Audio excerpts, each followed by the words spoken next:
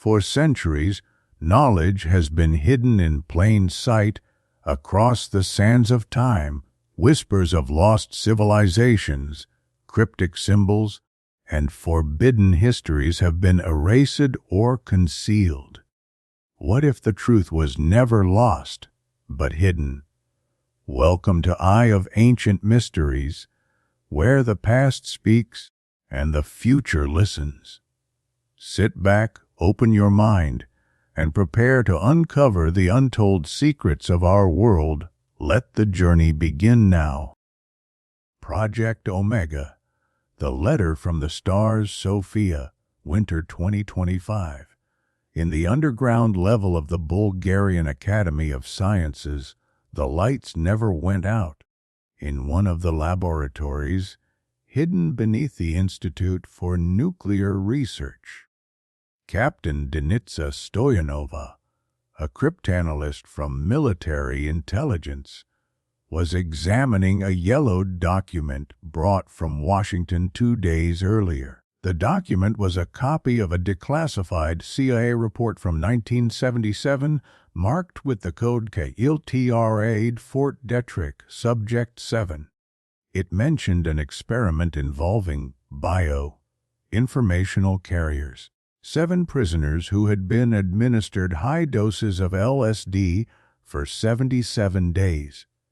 But at the end of the file, there was something that should not have existed, a sheet covered with unknown symbols, arranged in a sequence resembling a DNA code, but with added mathematical constants and astronomical coordinates.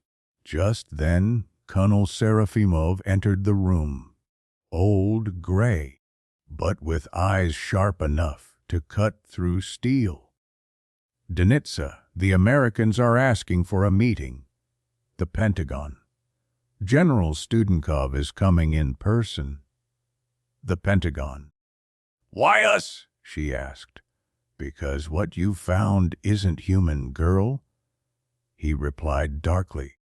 Those symbols, we've detected them in a radio signal from space. The next day, a heavy black aircraft landed at the base near Bozhorisht. 2 American officers stepped out, followed by General Studenkov, a representative of the Pentagon's secret division known as Allied Communications. Colonel Serafimov, said the general, shaking his hand. Your country possesses something we can't explain. A month ago, the telescope in Atacama intercepted a radio signal identical to that from the Fort Detrick experiments of 1977. It's coming from an object moving beyond Neptune. And what do we have to do with it?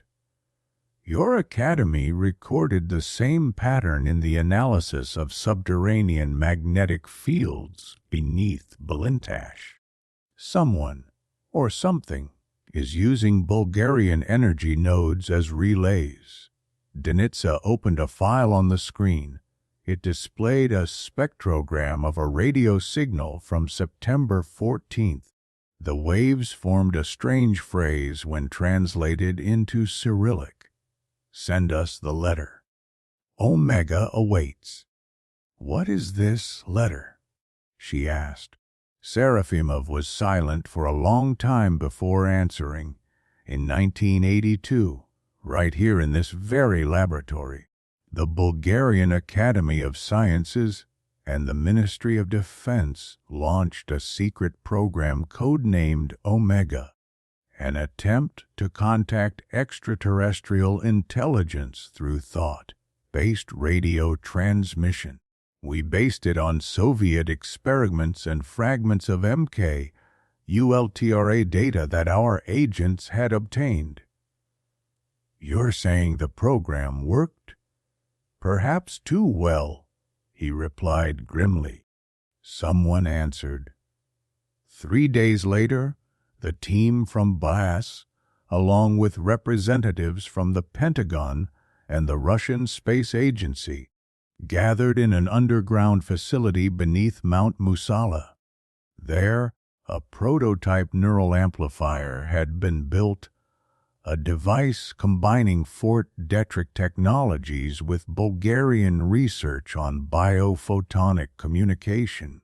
When they activated the system, the radio signal from Neptune became clear. A voice, deep and calm, spoke in all languages at once. "Guardians of consciousness, you have continued the experiment. You are part of us. But time is running out. Omega must be rewritten." The screens exploded with chaotic symbols. DNA strands, cosmic maps, equations beyond the decoding capacity of supercomputers. "They don't want contact," Denitsa whispered. "They want access to the human mind," added Studenkov, "to consciousness itself." Suddenly, the system overheated. The lights went out. On the monitor remained only one sentence, written in Cyrillic: "The project is not over. You are the experiment." Since then, the connection has been lost. Best denies the existence of Operation Omega.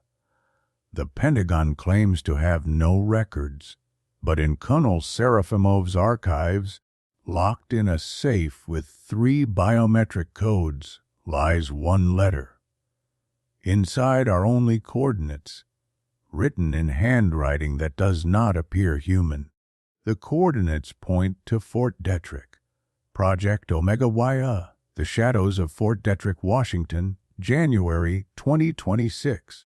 Colonel Serafimov and Captain Denitsa Stoyanova walked down the long corridor of the National Institutes of Health. At first glance, it looked like an ordinary federal facility, but deep beneath it, behind concrete and electromagnetic gates, lay Sector D, where the remnants of the sinister MK ULTRA project and all materials relocated from Fort Detrick after 1973 were kept. Walking beside them was General Studenkov, his eyes as cold as ice. "Attention, gentlemen. This place doesn't exist. You will not mention it even in your reports." "What exactly are we looking for?" asked Denitsa. "The letter, Captain, or what the Americans believe is the letter." The door to level D13 opened with a metallic shriek.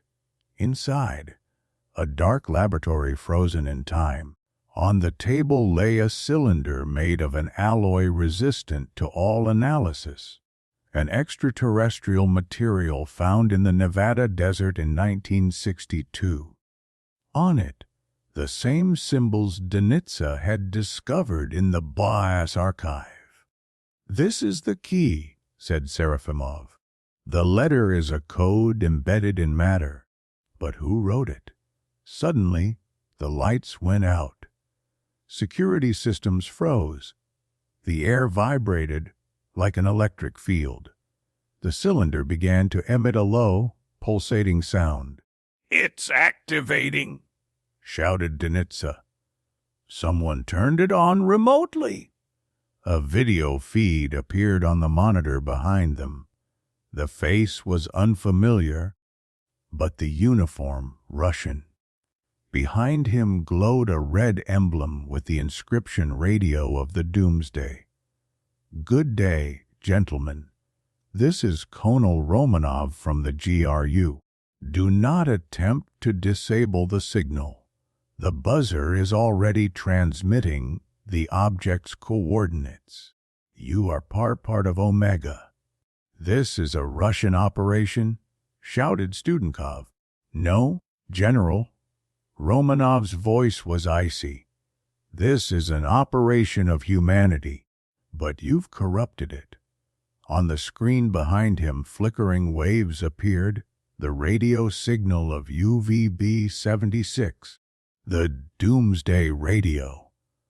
The waves merged with the pulses from the cylinder, forming a clear image, a sphere of light surrounded by figures in bronze suits, something between humans and lightning. "These are them," whispered Denitsa. "The senders of the letter?" In the next moment, the light engulfed everything. The three of them found themselves in a void, neither at Fort Detrick nor on earth. Before them rose a dome of light, within which floated visions of human history, Vanga, Donov, Einstein, ancient priests, Egyptian temples, and their own images, decades older. A voice spoke, not from outside, but within their consciousness. "You, the guardians of Omega. The project is ancient. Before humanity existed, we encoded you within ourselves. Your minds are the archive.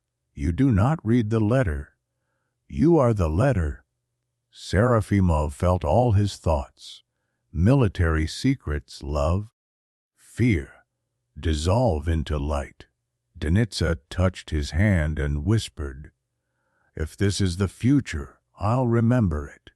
For us, the light consumed them. Epilogue: 3 days later, Fort Detrick was evacuated. The Pentagon announced a biological agent incident in Moscow on the UVB-76 frequency. A new transmission was broadcast. Omega activated. Letter rewritten. Contact successful. In Bulgaria, in the archives of the Academy of Sciences, a computer with no operator turned itself on. On its screen appeared 3 words, "Serafimov alive." Omega continues.